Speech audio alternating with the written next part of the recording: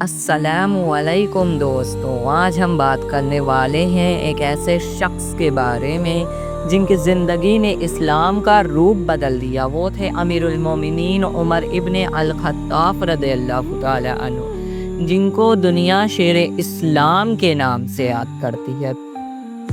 اسلام سے پہلے کی زندگی عمر ابن الخطاب رضی اللہ تعالی عنہ کی کچھ اس طرح تھی۔ عمر رضی اللہ تعالی عنہ اسلام سے پہلے قریش کے بہترین بزرگوں میں تھے۔ ان کی شخصیت بہت اسٹرانگ تھی، لمبے قد، مضبوط جسم اور لاجواب لیڈرشپ۔ وہ بڑے سخت مزاج انسان تھے، اتنے سخت کہ لوگ ان سے ڈرتے تھے۔ شروع میں وہ اسلام کے خلاف تھے اور مسلمانوں کو تنگ کرتے تھے، لیکن اللہ تعالیٰ نے ان کے دل کو اسلام کے لیے کھول دیا۔ ایک واقعہ مشہور ہے، جب عمر ابن الخطاب رضی اللہ تعالی عنہ نے اپنی بہن اور ان کے شوہر کو قرآن پڑھتے دیکھا، پہلے غصے میں آئے اور چلایا، تم لوگ یہ کیا پڑھ رہے ہو؟ ان کی بہن نے کہا، یہ اللہ کا کلام ہے، اور انہوں نے جیسے ہی کچھ پرچیاں اٹھائی، ان کی نظر سورہ طٰہٰ پہ پڑی اور انہوں نے وہ دیکھتے ہی کہا، یہ سچ ہے، یہ اللہ کا کلام ہے، یہ سچ ہے، یہ اللہ کا کلام ہے۔ میں گواہی دیتا ہوں کہ اللہ کے سوا کوئی معبود نہیں اور محمد صلی اللہ علیہ وآلہ وسلم اللہ کے رسول ہیں۔ اور ایسے اسلام کو ایک ایسی قوت ملی جو اس سے پہلے کبھی نہیں ملی تھی۔ نبی صلی اللہ علیہ وسلم نے خود فرمایا، جس راستے سے عمر چلتے ہیں، شیطان اس راستے سے بھاگ جاتا ہے۔ عمر رضی اللہ تعالی عنہ کے اسلام لانے کے بعد مسلمان کھلے عام اپنی عبادت کرنے لگے۔ ان کی شخصیت نے اسلام کو عزت اور طاقت دی۔ اب آتے ہیں خلافت کے دور پہ۔ حضرت ابو بکر صدیق رضی اللہ تعالی عنہ کے بعد 634 CE میں عمر ابن الخطاب رضی اللہ تعالی عنہ کو مسلمانوں کا دوسرا خلیفہ بنایا گیا۔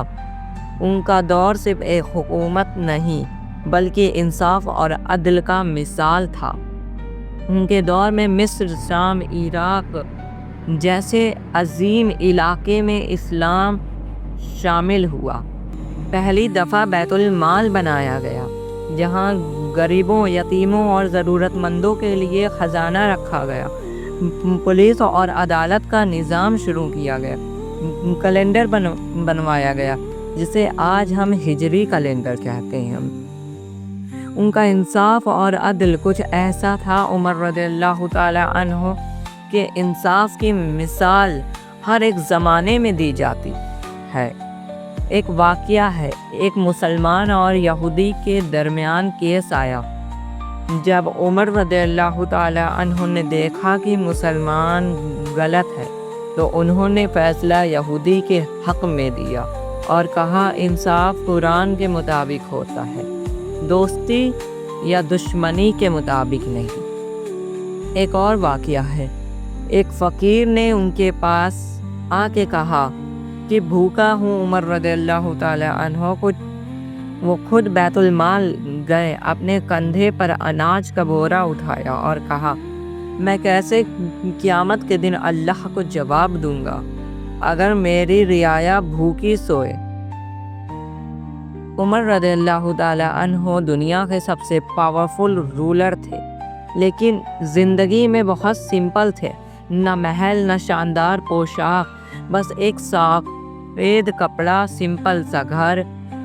ان کی راتوں کا زیادہ حصہ عبادت اور روتی ہوئی امت کی دعاؤں میں گزرتا تھا۔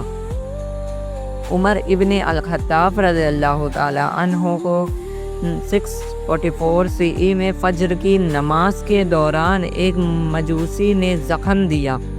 شہید ہونے سے پہلے انہوں نے کہا، یا اللہ مجھے شہادت کی موت عطا فرما، یا اللہ مجھے شہادت کی موت عطا فرما، اور اپنے رسول صلی اللہ علیہ وسلم اور ابو بکر رضی اللہ تعالیٰ عنہ کے ساتھ ملا دے، اور ان کی دعا اللہ نے قبول کی۔